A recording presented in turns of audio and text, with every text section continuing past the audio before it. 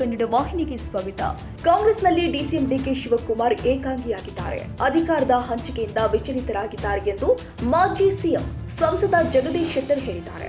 ಬೆಳಗಾವಿಯಲ್ಲಿ ಮಾತನಾಡಿದರು. Power sharing ವಿಚಾರದಲ್ಲಿ ಸಿದ್ದರಾಮಯ್ಯ ಹಾಗೂ ಡಿಕೆಶಿ ನಡುವೆ ಮುಸುಕಿನ ಗುದ್ದಾಟ ನಡೆದಿದೆ.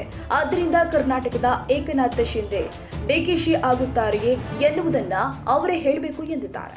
ನೀವೇನಾದರೂ ಏಕನಾಥ್ ಶಿಂದೆ ಆಗ್ತಿರೋ ಹೇಗೆ, ಅಜಿತ್ ಪವಾರ್ ಆಗ್ತಿರೋ ಹೇಗೆ ಅಂತ, ಯಾಕಂದ್ರೆ ಅವ್ರ ನಡವಳಿಕೆ ಏನಾಗಿದೆ, ಕಾಂಗ್ರೆಸ್ ಅಲ್ಲಿ ಸಿದ್ದರಾಮಯ್ಯ ಮತ್ತು ಡಿಕೆ ಶಿವಕುಮಾರ್ ನಡುವೆ ವಾರ್ ಡಿಕ್ಲೇರ್ ಆಗಿದೆ, in fighting.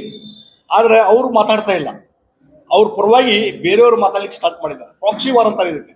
Proxy war start ಆಗಿದೆ.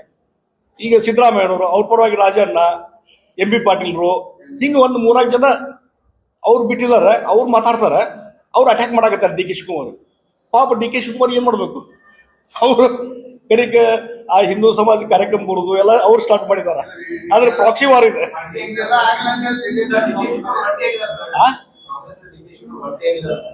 100% ಒಂಟಿಯಾಗಿದ್ದಾರೆ. 100% ಒಂಟಿಯಾಗಿದ್ದಾರೆ. ಏನಾಗಿದೆ, ಅವರೊಳಗೆ ಒಂದು ಅಂಡರ್ಸ್ಟ್ಯಾಂಡ್ ಆಗೇ ಇದೆ. ನನ್ನ ಪ್ರಕಾರ ಅವರೊಳಗೆ ಅಂಡರ್ಸ್ಟ್ಯಾಂಡ್ ಆಗಿದೆ.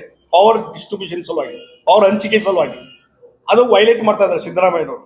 ಹೀಗಾಗಿ ಅದನ್ನ ನೇರವಾಗಿ ಹೇಳಕ್ಕೆ ಡಿ ಕೆ ಶಿವಕುಮಾರ್ ಆಗ್ತಾ ಇಲ್ಲ, ಬೇರೆ ಬೇರೆ ರೂಪದಲ್ಲಿ ಹೇಳ್ತಾ ಇದ್ದಾರೆ.